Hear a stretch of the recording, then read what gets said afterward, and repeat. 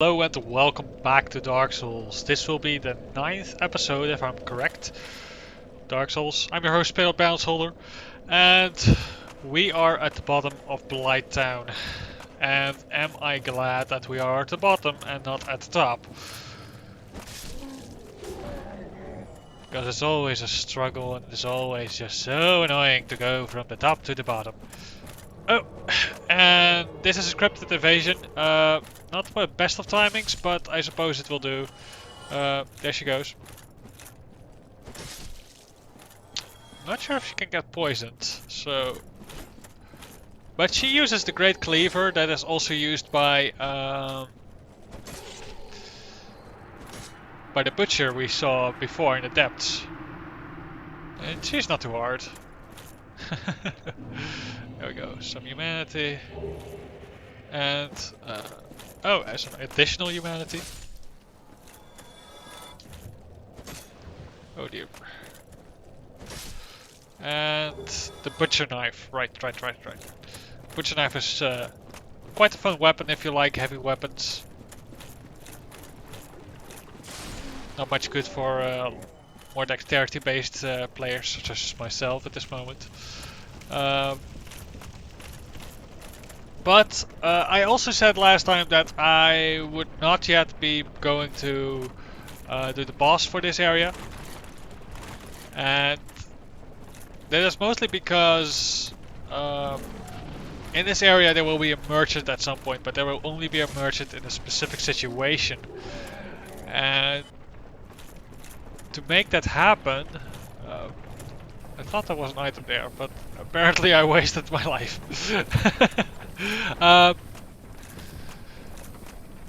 To unlock that merchant, we first need to go to the Darkroot Garden again. And we need 20,000 souls, which we have. So I'll be using this shortcut. There we go. This poison is just normal poison, so it drains my health quite slowly. I don't think I need to worry too much about curing it. Oh, careful. There we go. It's always a bit scary when getting off that elevator, but... Come on, buddy. But generally you'll be alright. Just be careful and make sure you're at the position you can trust that you will land correctly. And even if you over or undershoot it, then generally it should be alright. Another guy around this corner. Nothing too intimidating. But there is something that is very intimidating actually about this area. There we go. And that is over in that hole. That, how should I call it?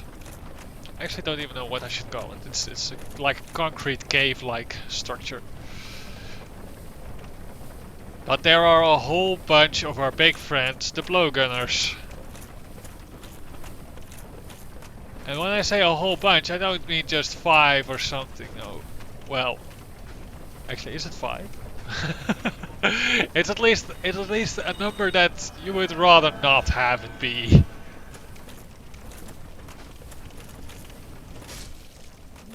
Alright, so we take out one of them. We'll have to come back there at some point at least, because there is some significant loot over there. As well as on the other side of that root bridge, you can see there, we can actually walk over those roots. There's some more loot on the other side. That actually is quite valuable.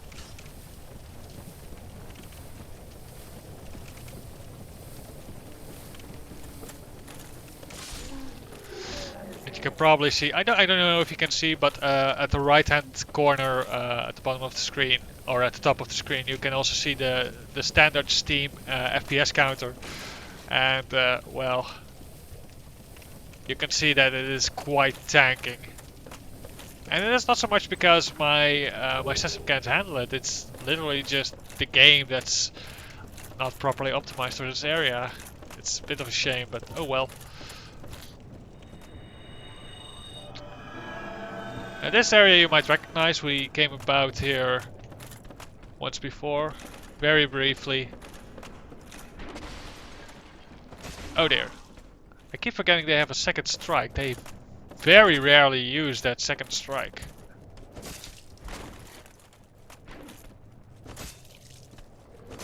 There we go. That's one of them. There are two more.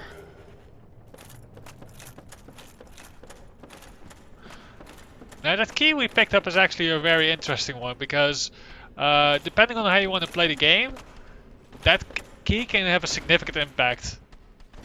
And it can also significantly impact in what order you will be progressing to the game, basically.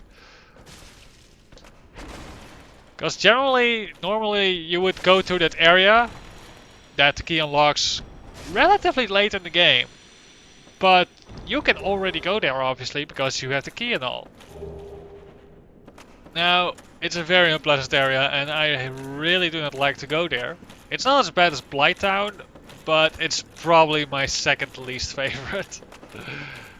Perhaps maybe except some of the DLC areas, but apart from that, really, it's quite horrible in New Lawn, though. I won't spoil both paths. I think I'll just do the normal one. And the normal one is by most people considered the good ending. The normal ending. But there is also an evil ending. Or at least people call it the evil ending, but it's really hard to truly say like, oh, this is the good ending, this is the evil ending. Because there's a lot of lore behind it and there's a lot of uncertainty about it.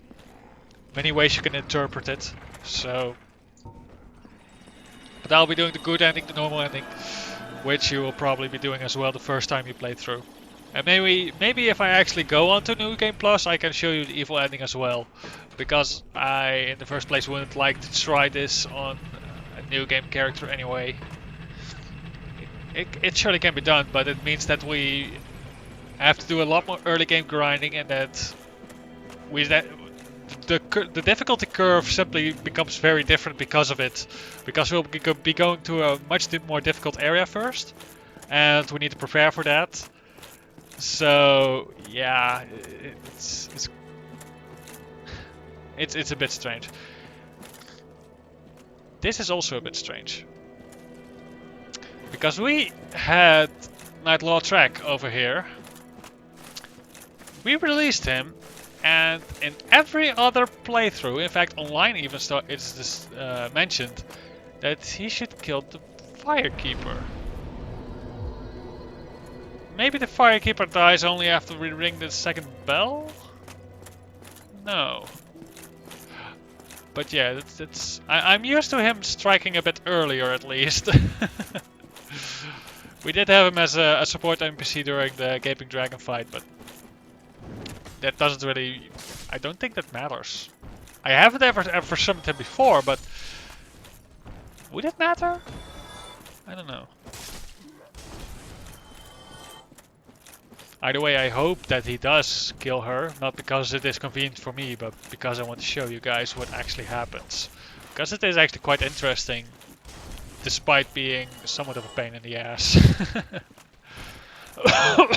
So, if you do your playthrough first time, and you want to have an easy time, be sure to release him, and be sure to kill him. That means that you need to kill him either at Firelink Shrine when you still know he's there, when you still can visit him, or killing him in a cell. And neither of those options are easy, but they, for dang sure, are a lot easier than what you'll otherwise be forced to do. In general, I just really do not like having Firelink Shrine being without a working bonfire. Because the next nearest is generally either in the catacombs or here in that burg, depending on from which side you're coming. Yeah, I believe that's right. So that's kind of annoying. That's really not something you want, I'd say. But at least for now it isn't an issue yet.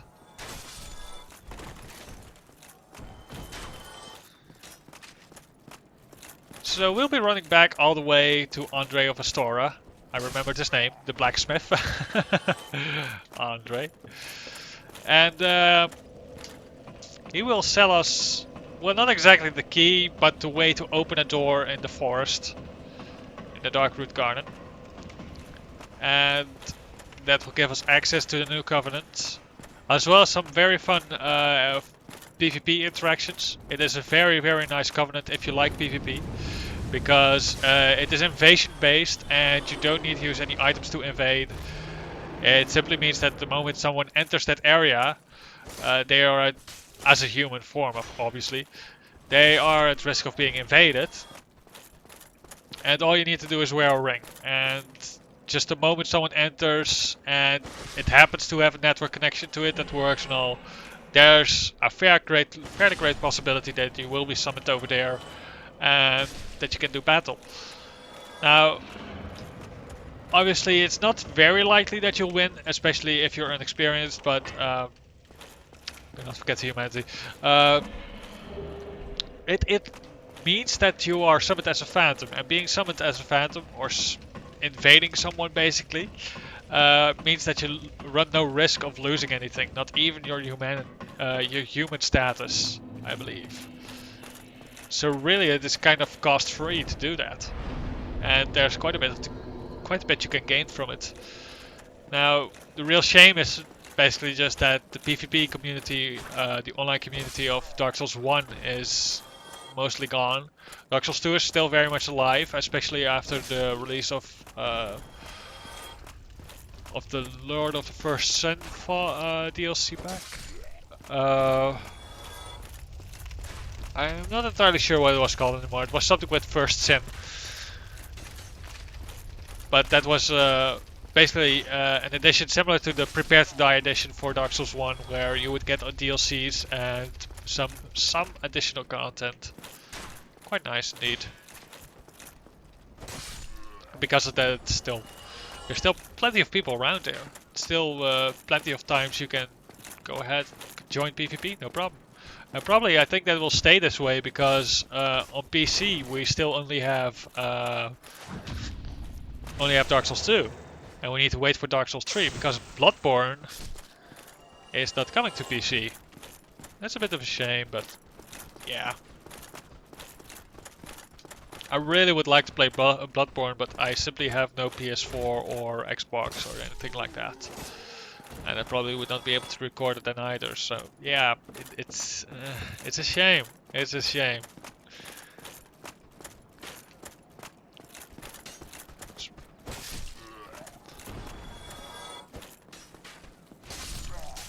Because in general, I like these games. These games reward the patient player. These games reward the player stats. That actually manage to accept death as being a part of the game, and find ways to work around it, and find ways to more effectively progress. It involves quite a bit of cleverness. It involves quite a bit of knowledge as well. I mean, just the fact that I can talk so much about this game already signifies that, I would think. There's so many details that you need to learn and need to start understanding if you truly want to relatively easily play through the game like I'm doing now. You seem to be doing all right. Need any? Now we go over to key items, and he has the Crest of Artorias. And the crest opens the heart of the forest, which is exactly what we want. It's quite expensive, but trust me, it's worth it. It's very much worth it. And eventually you will have to go there anyway. So whether you do that early game, late game, it doesn't matter. Eventually you have to go there and fight perhaps the most iconic boss of the entire first Dark Souls. Basically the poster child for boss fights in Dark Souls. And I'm sure you all already know about which one I'm talking, but I'll not spoil it just in case you don't, just in case you haven't noticed yet, just in case you don't know. Because it's quite a boss fight. It's one of my favorite boss fights in non-DLC areas. It's definitely not the hardest, but especially if you know the DLCs, it can be very much the saddest. And it's not that I don't like sad things, but in general this boss fight is beautiful.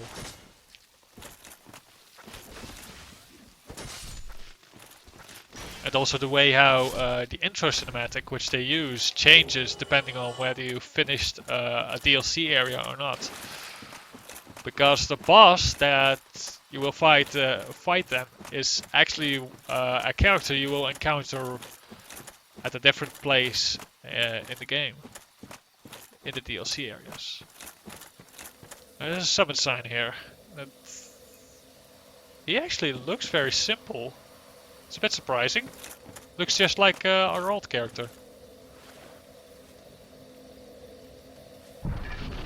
There we go. The gate is open. Now, we will obviously run a significant risk of getting invaded, and I might very well get invaded the moment I cross over through these doors. And even if I don't, I will still have a couple of quite strong NPCs on my hands, so we might very well die, but that's alright. We can probably easily recover it.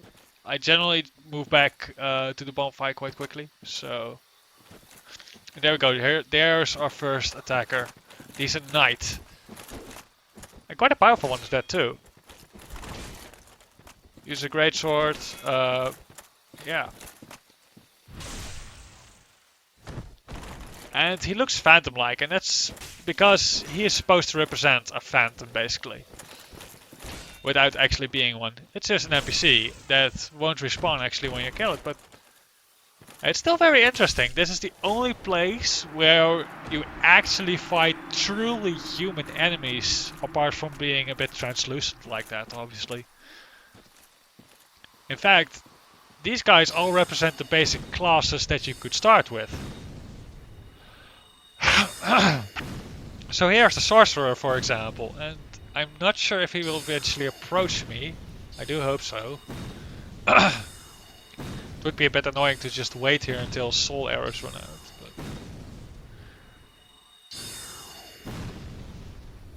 I think he's out of shots. Oh no. But you do see him casting longer now. That means that he uses different kinds of soul arrows. There we go. Last bit of damage was from the bleeding. And that actually portrays quite nicely why the Great Scythe is one of the strongest weapons in the game for PvE. We killed him in one combo and we are currently at level 40.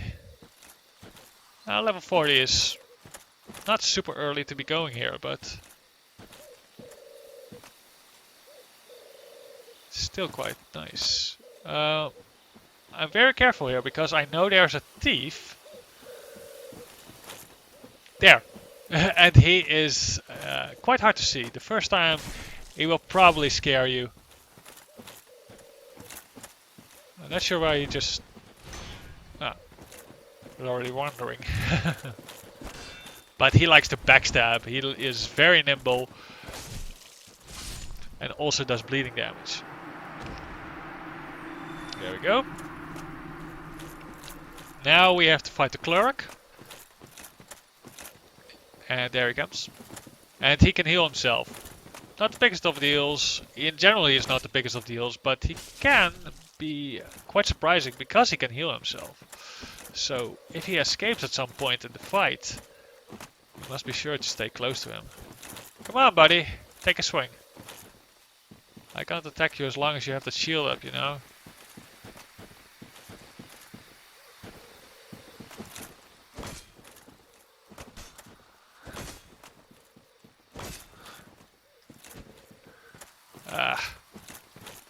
There we go. There we go. Now he will probably try and run off, so we need to stick close to him. There he goes, there he goes, there he goes. He's gonna try and heal. Now what we can actually do here is kick him off the ledge. So that you can do with any weapon that you have, but you just need to make sure that he's low on health. And if he does escape towards the edge of the cliff there, just kick him down. Probably easier than to have to finish the duel. And now we fight perhaps the strongest of the NPCs in this area, apart from the Knight. Knight is actually the strongest. But this is the Bandit. And he has a lot of health. He is very tough. Ah! Bleeding damage got him.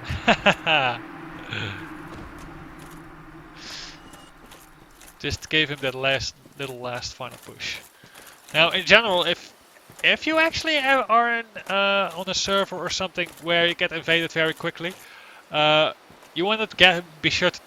Oh, dear Lord. Speak of the devil. I'm gonna run back to the bonfire because there are some enemies that will respawn. So I will be encountering him directly. That's alright.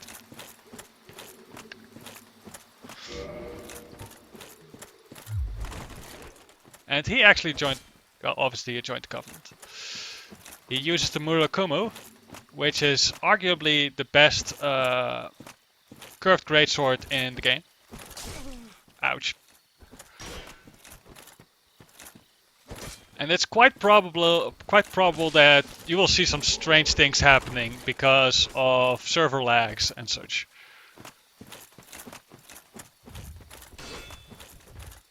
There we go, we got a backstab. There we go. We might actually kill him if we're lucky.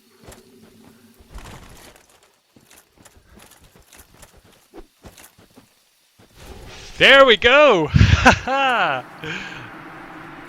I am very glad about that. I am very pleased indeed. Get 5,000 souls for that. That's quite significant. Now we need to run over back to that cat thing.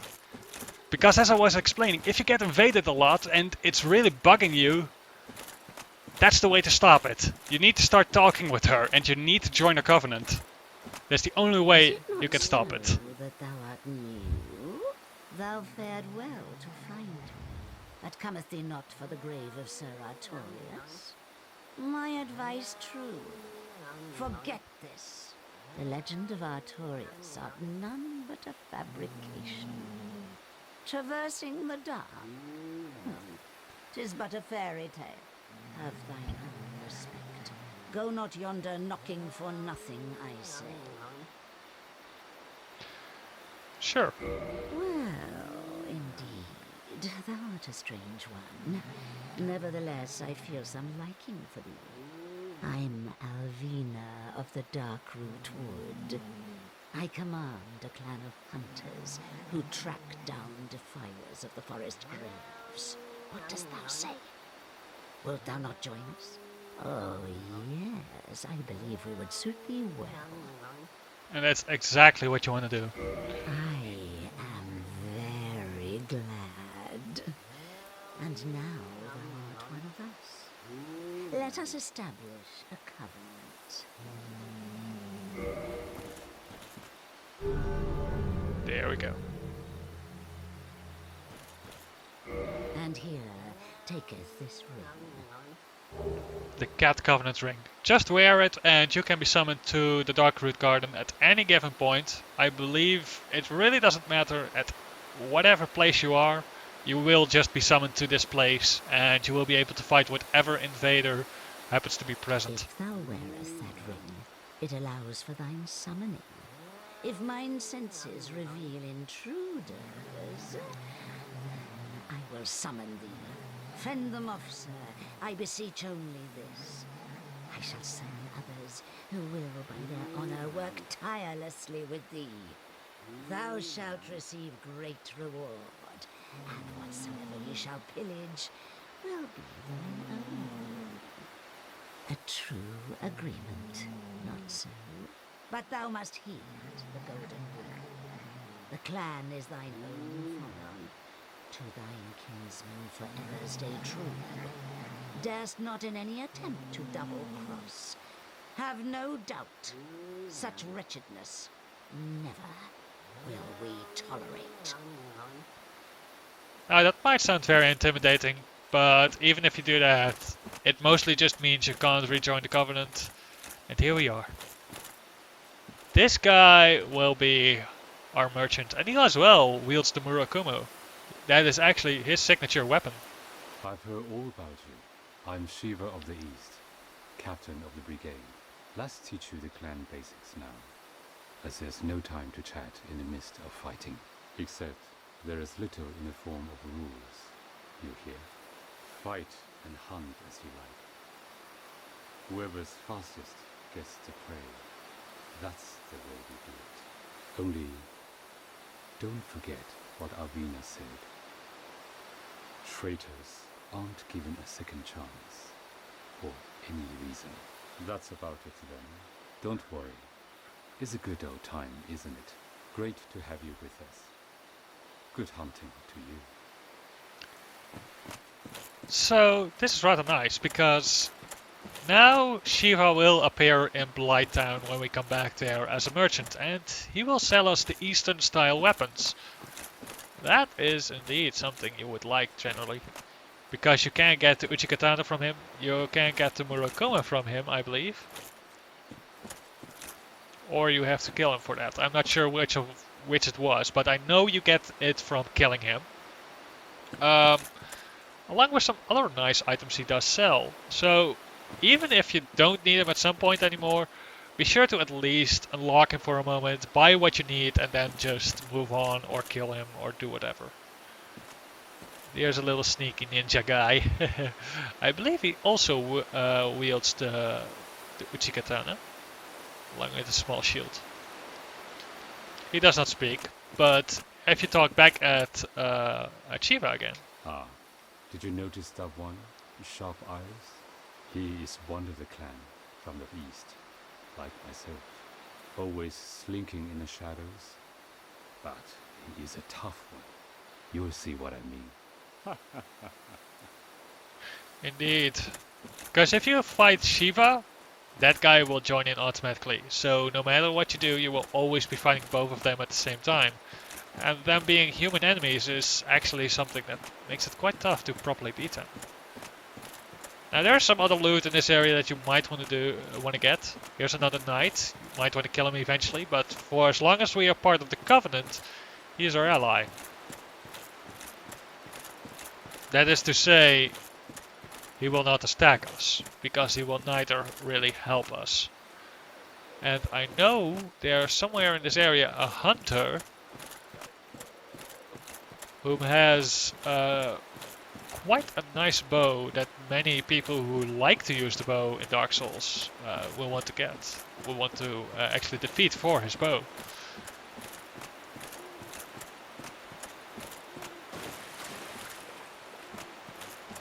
There are some other things in this direction that I want to get, but we need to fight through these guys again. And don't underestimate them. These look the same as the ones before, but they are quite a bit tougher. They hit harder, they have more health, they in general just are a bit more annoying. Same moveset though, basically exactly the same apart from just a bit higher stats. But even so, do not be caught on guard. Because these will not be as forgiving as the other ones. Oh dear. And there are quite a lot of them in this area as well. It actually happened to me quite a few times, even when knowing they were there, that they were still overwhelming simply because there was quite a significant number of them. Another one. Luckily they only take 2 hits still, so barely. So be sure that if you use your scythe, be sure to have at least the same stats as me, so that's 20 dexterity and your scythe upgraded to level 20 if you want to kill him in 2 hits. Some more over there, they are already coming our way. There's a cliff over here that might be useful, but I think we should try in the first place to just kill them normally. Especially since they drop loot, and if they fall off the cliff, you won't get that loot. Those moss clumps might not seem all that significant, and well, usually they aren't, but it's still something for free, you know? Something that you can actually put to good use yourself.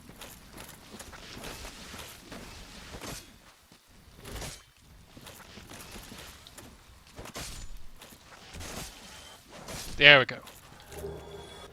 And indeed some blooming as well, which is a much rarer drop, but obviously if you haven't completed Blighttown yet, if you haven't taken out all the blowgunners, you will want it.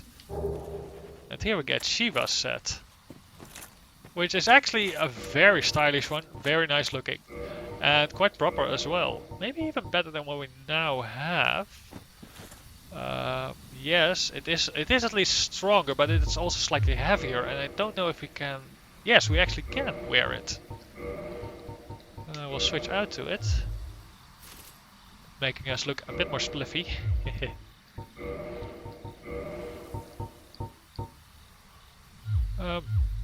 Didn't our load go down? It looked like our equipment load went down for a moment. Probably mistaken. The gauntlets are worse, and the legs are also worse. The helmet is better by a very small margin, but still, we'll use it. Can still fast, mid-roll, that's good. So, we'll be a bit of a Shiva for now then. Though, not for long, I reckon. Because there is an item set, an armor set that is in this area as well. That especially if you have Havel's Ring, you probably want to pick it up. Because it is one of the few armor sets that you cannot upgrade. And that might sound really disappointing. But that also means that in general, if your other equipment isn't upgraded either, it's probably going to be better. It's probably going to be stronger. But do keep in mind that it is very big, very heavy. So if you don't have Havel's Ring, don't even bother. You won't be able to wear it. At least not the full set. It's the stone set. There we go. Now let's take a look and see if we can wear the stone set. It is significantly heavier. I'll try equipping it now. It is too heavy. I'll take a look over at the helmets. The other one is slightly lighter. What if we go for a hood? Yes, that would actually allow us to wear that set, which is quite nice. By how much? We can add 2 more points. 2 more points of weight. So we can wear the chain helmet, which I think I'll do, yes. Anything else that might be better? Not at this moment, alright. Now that definitely does not look as nice as the other set, but it certainly is a lot more protective. If you compare the sturdiness, it's 91, 45, 54 and 54. And the Eastern armor doesn't even come close to that. So it's significantly stronger in every respect. And not only that, but we also have other set items that we might want to equip at some point. Though obviously those being very, very heavy in turn as well. So we need to keep that in mind. If you truly use only one weapon, so like your scythe or whatever weapon you prefer, and it's light enough, then you can probably pick up more individual pieces of the armor. But for now, this is the best we can do. Um, I guess I will pick up the ember that's lying around here. Now you see all these little mushroom guys, and these are completely passive. These are like children. They don't do anything. They give only 50 souls, so it's not really worth killing them for the souls. They're quite tanky, and there's only a slight chance that they drop a gold pine resin, which is actually a very useful item, but yeah. These guys, on the other hand, are the big daddy, so to speak.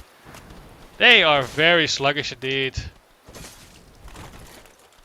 But don't let it hit you, because there you go. I actually did not think he would get all the way through like that, but there you go. Just to demonstrate how tough they actually are. That is some really sick power. Now we need to run back over there, which actually shouldn't be a problem because there are no hostile enemies in this area at the moment. That's quite nice. So if you're still part of the Covenant, none of these NPC guys will attack you. And the only other guys that will actually attack you are those same mushroom people. Which shouldn't be an issue because we can either aggro them and run a small risk of having that same thing happen to us. Or we can simply leave them be. But I think we can have them. I mean, our scythe has a significant range advantage. So as long as we don't get sloppy, it should be no problem. Just need to run back to a bloodstain for now. Pick it up. We won't be human again, but that's alright. Also means that we won't get invaded. Now that isn't an issue anymore in this area either, because we obviously joined the Covenant.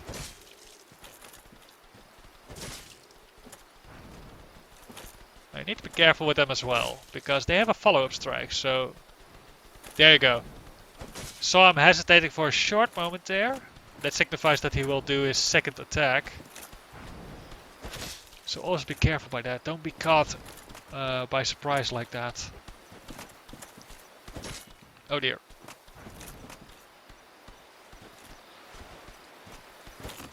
Ah, just out of range.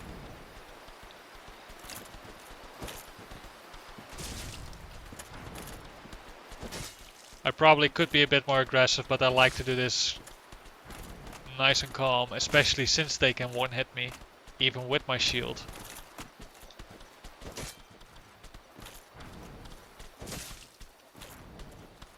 There you go. No problem. Gold pine resin. Again, it's quite a nice item. It adds a lightning attack boost to any weapon you apply it on. Not all weapons can have it applied on, but most weapons can. In general, it's nice to have a little bit of extra damage, because that is actually what it is. It is extra damage.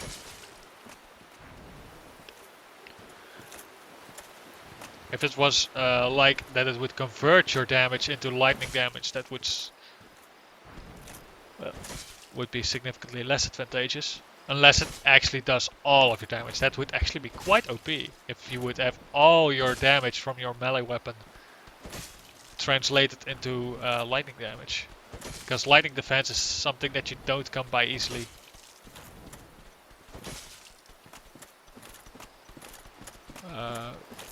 Oh, okay.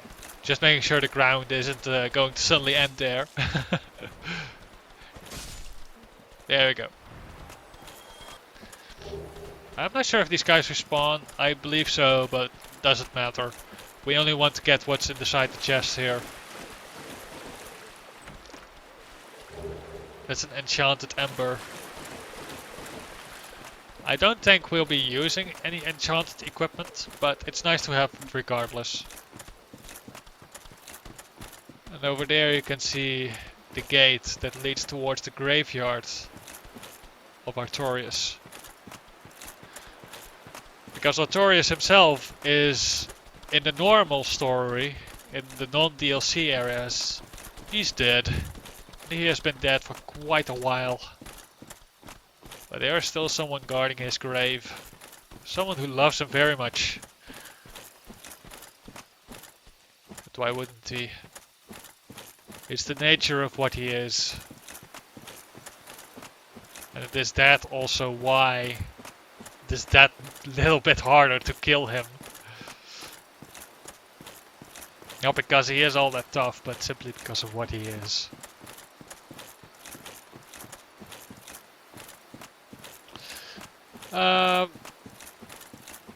So yeah, we now grabbed the stone set. We grabbed.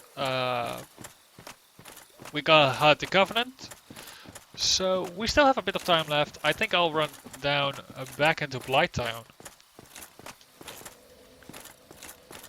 And actually go and buy the gear. Also level up a bit. I think that should be a good idea. Want to upgrade our endurance. And quite a bit. It's quite nice. Because endurance that does not increase our damage. But it will mean that we can roll and dodge more effectively. It will mean also that we can equip heavier equipment. So, how much can we use now? We can add a bit of weight. Not 3 units, right? No. Yes, actually we can add exactly 3 units of weight. And that means we can't wear the stone helmet. Ah, that's a disappointment. But we can at least wear the eastern helmet again. So, not sure if that's better or worse, but it gives more protection. That's the most important thing.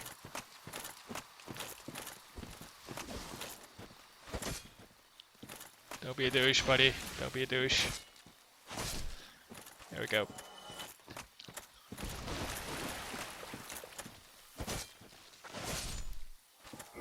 Now, something that I should actually carefully mind is what kind of armor we actually have equipped. Because actually, I would rather have the Wanderer's Wanderer gloves on right now. They give a little less physical protection. 4 points less, but they give in every other regard more protection, which is really nice actually. They're also a bit lighter, so we actually can combine it with the stone helmet right now. Here we go. Our poise is up to 66. It's quite nice. I don't believe the old gloves gave us any poise, did they? Oh, they give 6 poise. They actually do give 6 poise. And Eastern helmet versus this helmet. Yeah, it's made up for. Alright. Actually giving us 1 extra point of poise doing this.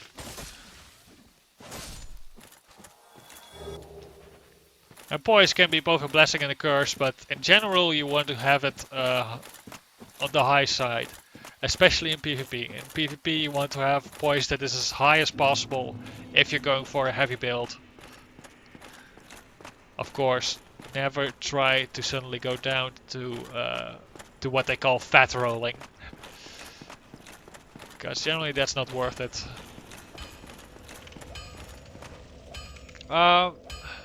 We might, however... It won't be easy. Oh. I'm afraid you... Oh, he commented on our ember that we found, but he can't use it.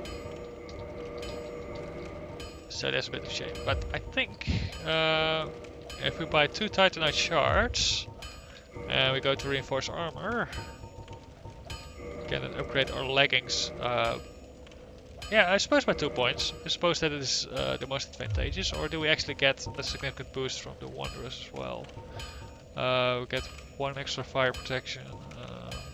Because I want to have fire protection now. Everybody knows, everybody who's played the game will know why. But it doesn't make a difference, so we'll just leave it as this.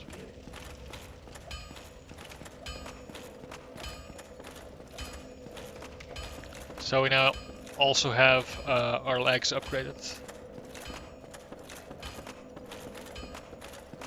I don't think I'll die. I was pondering for a second, wait, shouldn't I rest at that bonfire? But no. It shouldn't matter. It shouldn't. Actually, it won't. Oh boy. Ah! I just realized what kind of an idiot I've been. I always forget about the shortcut.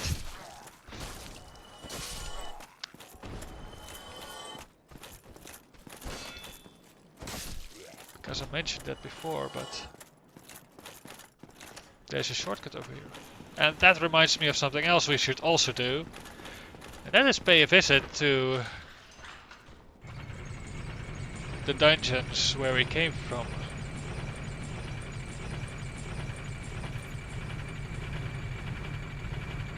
I think I'll actually do that first. Have to take a bit of a secret path to do that. There's also some loot for you waiting.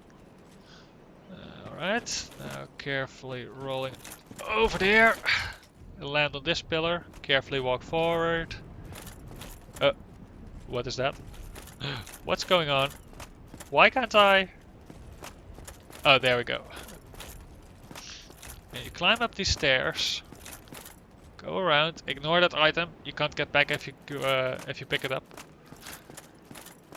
Go back further. And here you see the crow's nest. So we go and curl up like a ball. And we wait for a moment. Because just like with the coffin in the tomb of what you call it, catacombs. It takes a little while before it triggers. The first time only though. So it actually shows that you have to be deliberate in resting there. Then we get picked up and carried back.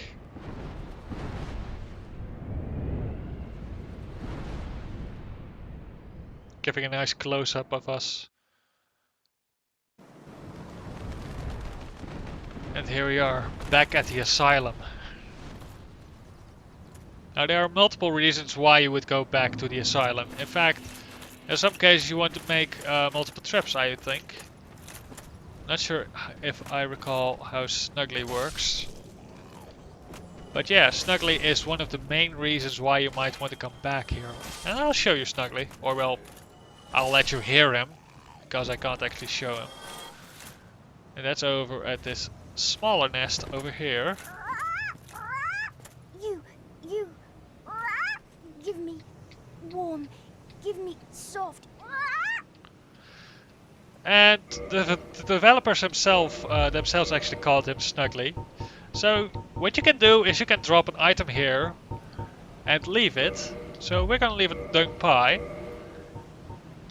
And if it's an item that he wants, be careful not to double tap the return. Don't double tap B if you are on a controller, because you will fall off. But if you leave an item that he wants, which you can find both at the wiki or just by trying and error, he will give you items in return. So if we go to a bonfire now, I believe it works with the bonfire. I'll check and test it out actually. Then he will have left something else for us instead. I think pies aren't the most valuable of items.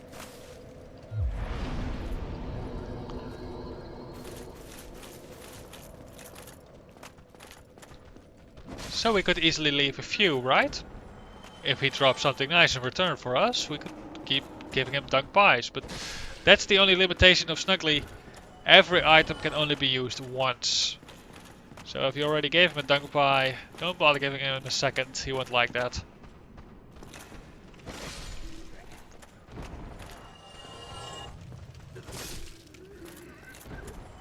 Oh dear. Here we go. Now I'm not sure if it works. It could be that we actually have to leave the area, which means that we do have to go back to Firelink Shrine using the crow. But it might also be that he left for us a little item now. No, we actually have to go back to Firelink Shrine if we want to trigger the trade. So next time we come back to this place,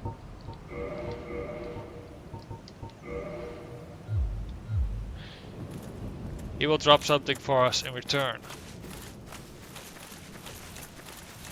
I'm not sure. I don't recall what it was. I know it was quite valuable, but I don't recall what it was. And we're going to fight the boss here. And yeah, we'll do that this episode, but not right now yet. I still want to explore the rest of the area first, which includes going back to our cell. Now we'll rest at this bonfire because it's still here, why not? But if you go over here, you will see that there's a little friend waiting for us at the end.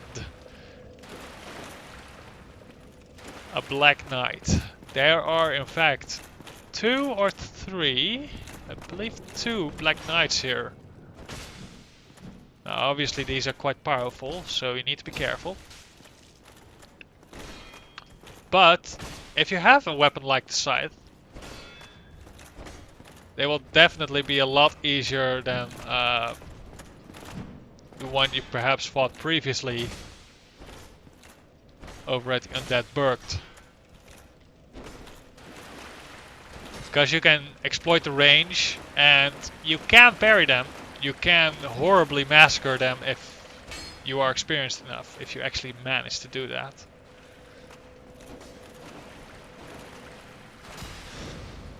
There we go. Nice hit off.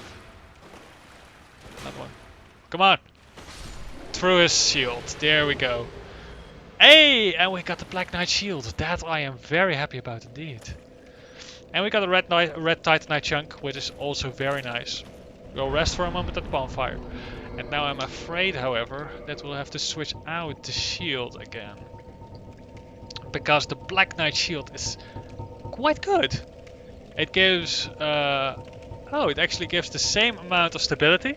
It gives a much higher protection against fire. The highest in the game, according to some. Its weight is significantly higher and it gives a higher lightning defense. Needless to say, this shield is significantly quite a bit better. But obviously at this moment there's not a big difference yet. But we'll make sure that we fix that. Because I like the shield and I really want to use it. You can also use the Dragon Crest shield, which also has a very high fire defense, but isn't quite as high. Also its stability is significantly lower. But we can upgrade our Black Knight shield with a Twinkling Titanite, which we have. And it'll have 4 more stability. Making it better than what we now have. Now the shield obviously is also somewhat heavier. So we need to keep that in mind. So we need to switch out back to our Eastern helmet or to our Night helmet. I'll check Night helmet first. I think we need to use... Yeah, Night helmet. That should... Yep. Alright. Well, no stone helmet this time. And our poise is somewhat lower again. Well, we can wield the Black Knight shield now.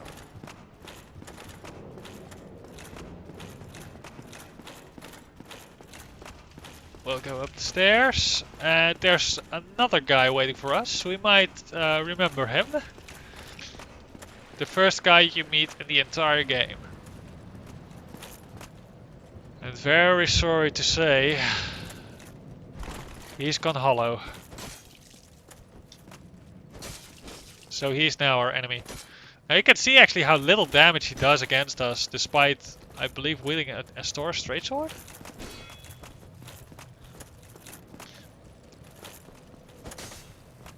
So that definitely shows how tanky we actually have become. There you go. And he drops for us the Crest Shield.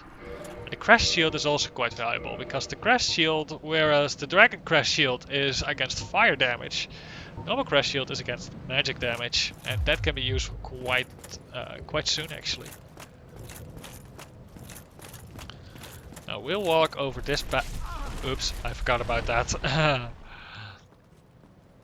That's what normally happens.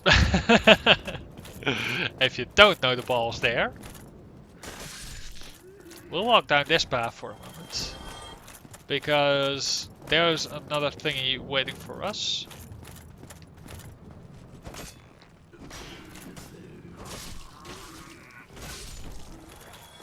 Alright. go, we'll heal up for a moment. And now there are two hollows. One with a sword, one with a shield. And this originally was the area where you would practice parrying.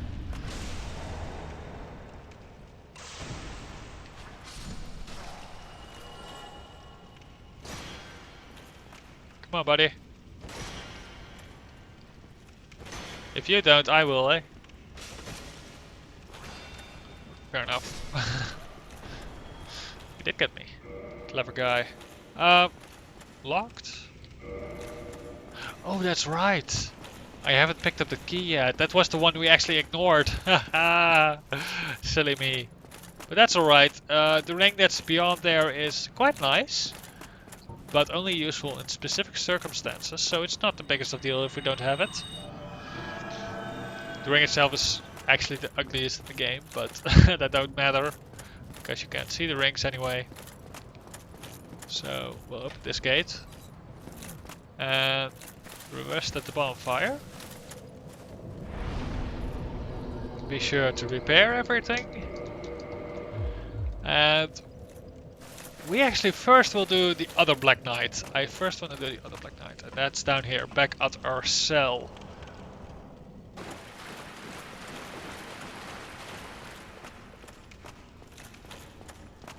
And I'll give you another peek at the boss that we will be fighting in a moment. Looking very familiar indeed. But let's first try and defeat this guy.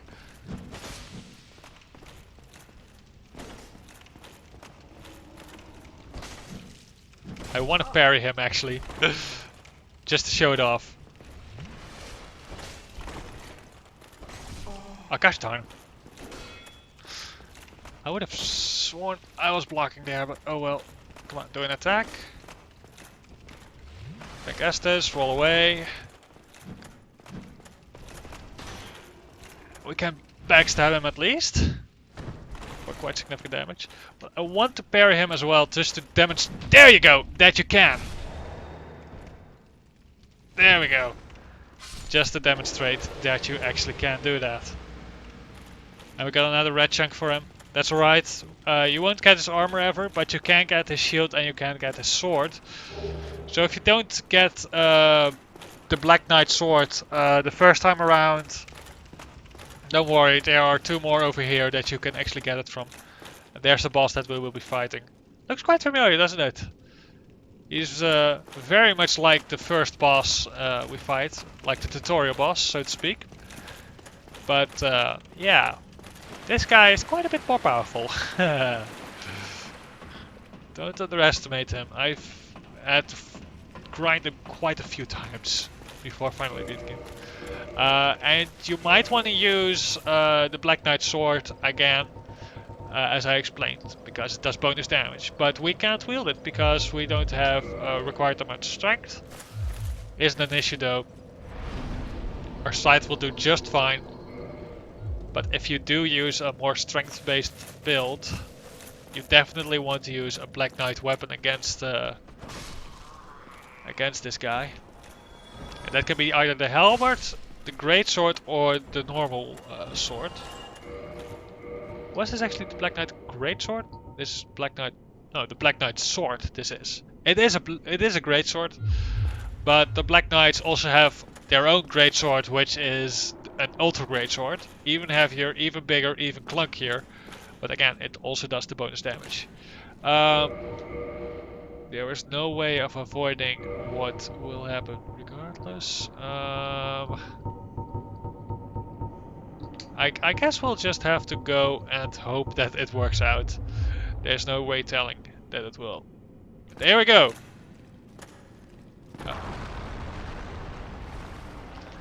So you immediately get fall damage.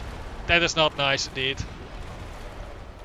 So what you want to do is stay behind him. Just whatever you do, stay behind him. Stay behind him. He will do those butt smashes, so to speak. But just try to stay behind him. Every time he does that, just go back to his rear again. Because yes, he actually does do other attacks, even if you're at his rear. There we go. And this is the perfect moment to heal or do whatever. Be careful with the blast though. That blast you saw there actually is quite massive, quite a bit bigger than it looks. And quite dangerous indeed.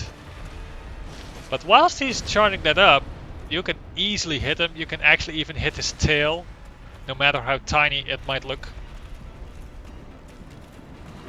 There we go. And just crawl behind him again. Oh dear. That is the other attack. That is when he uses his staff in a more forward manner. And be careful for those. Those actually have a massive range, even bigger than the down smash. You don't want to be caught by that. There we go. Got him bleeding off. There, just to demonstrate how big it is. It is absolutely massive. It is so easy to get hit by him because of that. So don't underestimate him. Stay behind him, because if he does the down smash, that is actually the lesser of his attacks. There we go. Charges up again.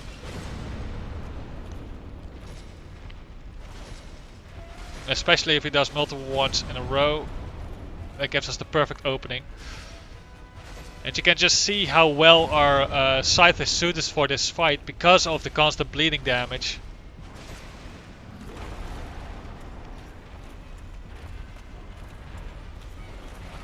If you already have gotten that sword, you can also use the Uchi, which again will yield the same effects. There you go. Dead. He gives a fair amount of souls, if I recall correctly. Or not? Oh, he actually gives no... Oh, there you go. 20,000 souls.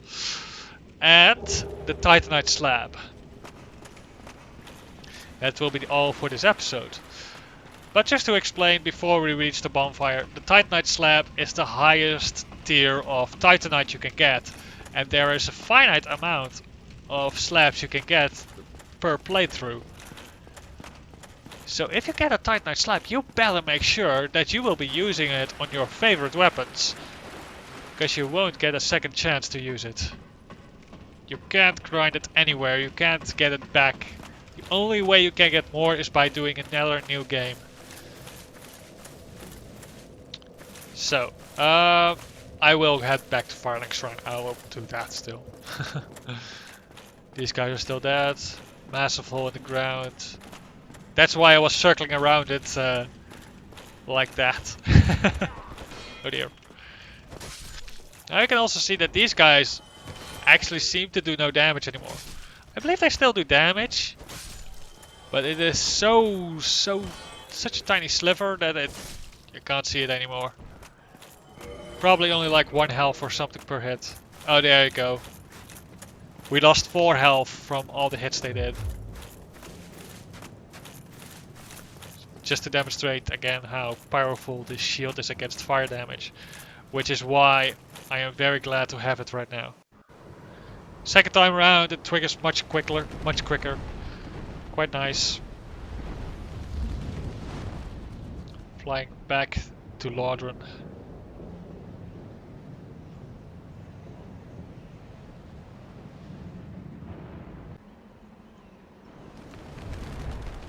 And again, neatly dropped off in his nest. Now something else we picked up, I actually didn't mention that when we did, was the peculiar doll. And it actually does nothing. Except for one thing. Ah, the key I was missing. The peculiar doll allows us to enter a certain place from which we cannot escape until we enter the boss fight. And that might sound quite horrendous, because there's no way of escaping from it except through there. Even if you can teleport, even if you can fast travel, you still are stuck there until you walk all the way to the end of that level. But you don't have to kill the boss, and that is quite a relief. So if you survive the area, you can simply escape again. We'll do another one in endurance, giving us 90. Quite a nice number. It means that we can focus on a number of 45, being exactly the half, exactly half of it. Resistance.